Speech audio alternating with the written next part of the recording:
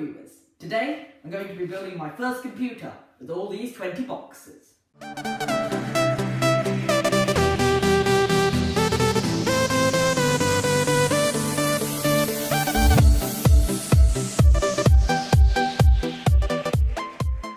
First off, a little bit of rationale. Motherboard.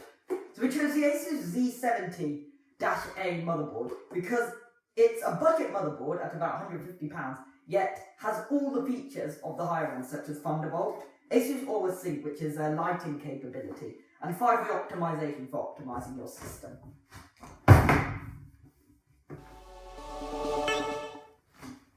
For our CPU, we chose the Intel Core i5-7500K, which is clocked at 3.4 GHz with a turbo boost of 3.8 GHz. Quite a good processor. Originally, I was planning on going for some HyperX Fury RAM, but then the price went up to £100. So instead, I went with some Corsair Vengance 2400 MHz, DDR4 RAM, 16 gigs width, which gives us plenty for video editing and running VMs. For a power supply, I chose the EVGA 550W GS power supply, which is 80 plus gold rated and has plenty of expansion room, even though this system may only take 220 watts from the wall, which makes this power supply quite overkill. Gives us plenty of expansion room for, say, installing two 1060s in SLI. For the case, I chose the Corsair 100R, a budget case, which is £50, yet has all the good features such as water cooling support, plenty of fan mounts, and plenty of drive bays, which are toolless for hard disk drives and also support SSDs. Unlike most new cases, it also has two front bay slots for DVD drive. For storage, well, I chose the Samsung 250GB SSD to run Windows on. The reason why we're having an SSD is that means it gives us really fast speeds relative to a hard disk drive, so that means we get really quick boot times and so that means my applications load much faster. We also bought ourselves an 1TB WD Blu-ray hard disk drive for mass data storage to store all my pictures, documents. So you may ask me, why on earth do I get Windows 10 Pro? Why not save £50 and get Windows 10 Home? Well, I need Hyper-V, which is the reason why I bought this copy of Windows 10 Pro.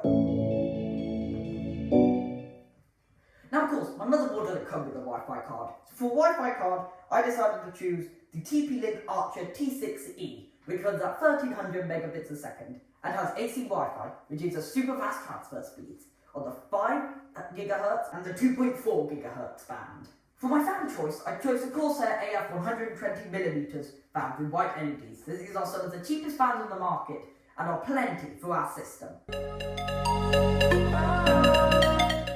With the RGB craze taking off and the love or hate relationship with it taking off, the fact that my motherboard has Asus Always Sync and let me plug in an RGB-Strip of LEDs, red, green, blue, I decided to buy these £20 BitFenix 30cm RGB strips to lighten up my case. So what you're now seeing on screen is a time-lapse of us building the computer.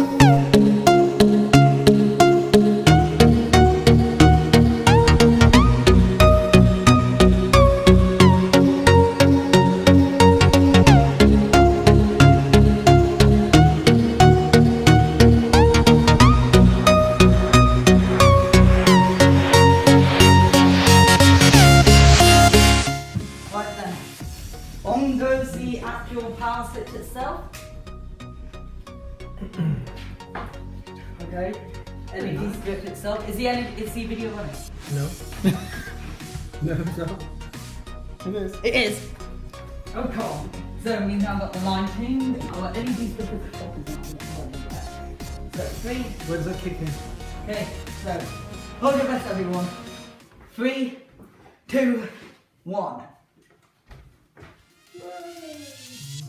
Yes! It works! It works! It works!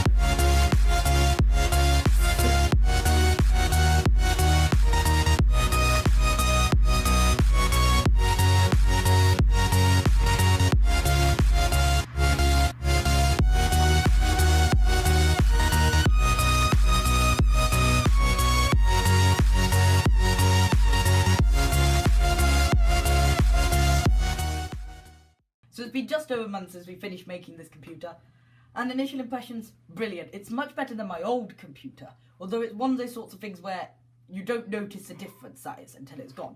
The first time I went on my old computer again, which was a notebook, by the way, which we'll be seeing soon, the first time I went back on it, everything just seemed way too big, much bigger than it should be. Impressions of the motherboard. So, the motherboard is brilliant. I love the Asus pre-installed software. One of my favourite features is Always Sync, which lets me synchronize all the LEDs. And if I had an Asus graphics card, it would also synchronize the LEDs on that, and if I had any RGB RAM, which, yes, is a thing, just really expensive. So if I just pull it up here, this lets me apply different effects. So at the moment I've got it on the default rainbow effect, where it cycles through the colours. But I can also do stuff such as breathing on one colour. So let's just say red. Minor.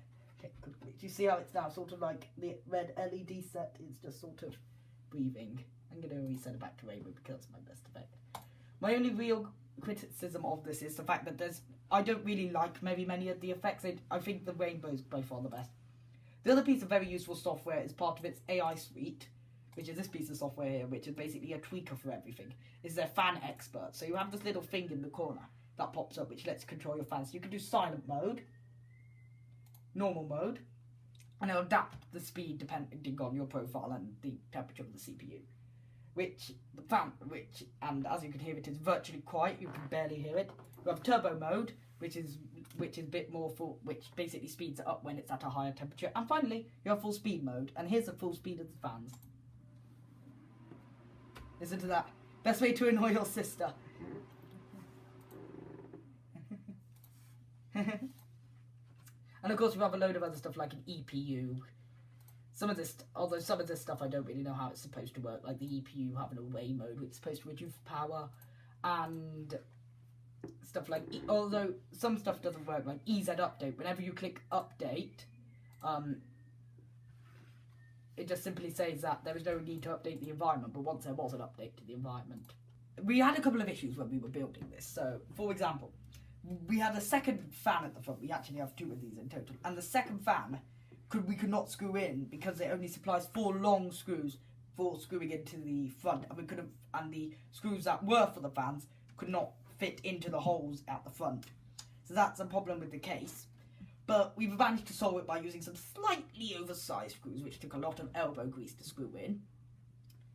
Second of all, we had a Wi-Fi issue. So this is a really contradictory thing where Asus gives you this piece of software called TurboLAN, which is supposed to speed up your internet connection. However, we found it was slowing it down. So at first I was getting speeds around 0.0 something megabits a second, which is practically nothing. That's like 10 kilobytes a second, maybe even 1. So rubbish. And we adjusted our Wi-Fi dongles, and we managed to get an improvement. We took it downstairs, we plugged in the LAN, we were still getting low speeds of around 5 megabits a second. Then we uninstalled TurboLAN and our speed skyrocketed to 100 megabits a second, the advertised internet speed that we should be getting. As for the Windows and performance itself, it is very fast. Adobe applications that I use quite a lot won't load up a lot quicker, a lot smoother. I can probably just click off it and it isn't going to go black or worry about that, and worry about it shutting down halfway through. So we have After Effects open here. The audio on this, so this has inbuilt audio, is brilliant. At first it sounded a bit echoey, but when I got used to it, it is brilliant. I love the audio controls in it, so if I just were to plug something in, if I just go and grab some headphones, just plug these in, I then get this nice dialogue box open up. Next, I can then choose my type of headphones, and then it will tell me just a little bit of information. Then I can like apply sound effects, like make it sound as if it's here, here, here, here, auditorium, bathroom, storeroom, etc. Yeah. I think it's a brilliant computer and everything, but sometimes I think this is probably going to be fixed in a future BIOS update. But sometimes what you find is a black screen just comes up, and then the Asus boot screen comes up, so that adds a little bit of delay. The last thing that I'd like to say though is when we tried to install the Hackintosh of this, so we tried to install macOS on a separate partition. That took me ages, and I would not recommend doing it, especially if you already have a hard drive installed Windows.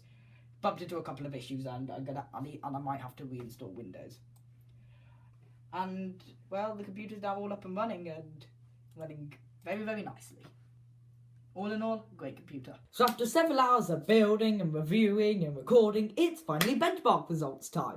So we ran the following benchmarks: 7-zip, which is an extraction application; AIDA64, which we use to stress test our CPU to see how hot it would get both under load and when it's idle; Asus Rogue Real Bench, which is an Asus compiled benchmark utility comprising of several benchmarks to test multitasking and encoding; Geekbench, which is a CPU benchmark; Crystal Disk Mark to test our drives; and we did a typical startup test just to see just how fast an SSD is against a hard drive. On the right, we have the Asus DIY PC, running on an Intel Core i5-7500 CPU with a base clock of 3.4 GHz, 4 cores, 4 threads, 6 MB of cache. It also has 60 GB of RAM, one 250 GB Samsung SSD, and one 1 TB WD hard drive, and RGB LEDs. And on the left, we have the HP Pavilion E078SA in red, running on an Intel Core i5-3230M with a base clock of 2.6 GHz, 3 MB of cache, 2 cores, 4 threads, and 8 GB of RAM. It also has a 500 GB hard drive. So we're going to kick off with startup time. I was quite surprised by this. The Asus scored faster in this one, but however I expected the HP to score faster, since what happens is, despite the Asus's SSD, I see a black screen, then I see the Asus splash screen, followed by the Asus boot screen. But that didn't happen in our testing, it just jumped straight to the Asus Windows style boot screen. So in this one, the Asus wins. Geekbench wise, it wasn't very surprising, but I did notice that in single core, multi-core performance even, that the Asus scored double, and in the single core performance, the Asus scored triple, then of course the HP, roughly. So in this one, the Asus wins, again. So, we ran Crystal Disk Mark, a write speed test, which tests how fast a file, which was 500 megabytes big, can be written to disk. The SSD in this case beat everything by miles. The WD 1 TB hard drive doubled or tripled on the HP, and the HP fell down by miles. So in this case, Asus wins. For our Crystal Disk Mark read test, which was yet again 500 megabytes, the Asus, well, nothing much can be said for the SSD, except for the fact it kind of passed the finish line by quite a long way. As for the HP versus Asus, it's roughly doubling.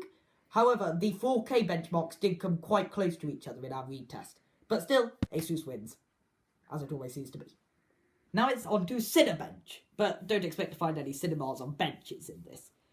Cinebench works by testing how long it takes your computer to render something. So i.e., take a specification for a video file and turn it into your outputting video or photo or whatever media source you want. In this case, the Asus won by just over half against the HP, as in it doubled. So, Asus wins. For Asus Rogue Real Bench, which is a collection of benchmarks made by Asus, we got an overall system score for the Asus and HP of more than double for the Asus, as it always seems to be, against the HP. So, Asus wins in its own benchmark. If we look a bit deeper though, we find that, despite the Asus beating it by quite a margin, in our OpenCL benchmark, which is completely based on the GPU, which is the one which we're using the one on the CPU here, they are very similar, with the HP just lagging behind by about 3,000 points, which isn't much when you compare it to the other benchmarks, which is quite surprising, though it's most likely this is because the Intel graphics haven't really changed. But still, Asus wins. AIDA64, the thing that stresses your PC to the max. At idle and at load, we generally found that there was around 11 to 13 degrees centigrade between the Asus and the HP, with the HP being the higher temperature, which is worse for the CPU. So, Asus wins. In 7-zip, the HP just passed the halfway mark in trying to climb to the Asus, and also the same thing can be said for the compressing benchmark. So, Asus wins. I think it's really quite incredible how, when I was only 8, I watched this Newegg video, a series, and how just from there, the idea of building a computer fascinated me completely. The idea of, because at the time I really loved computers and was elected to do whatever I wanted with them. It just really fascinated me, and then to go from there, from being told that you must wait till you're older, to then being eventually, when the other computer slowed down, to be able to then eventually be able to build this great monster that I have behind me. It's just utterly like, whoa. Anyway, thank you for watching. Remember to like, share, subscribe, and all that usual stuff.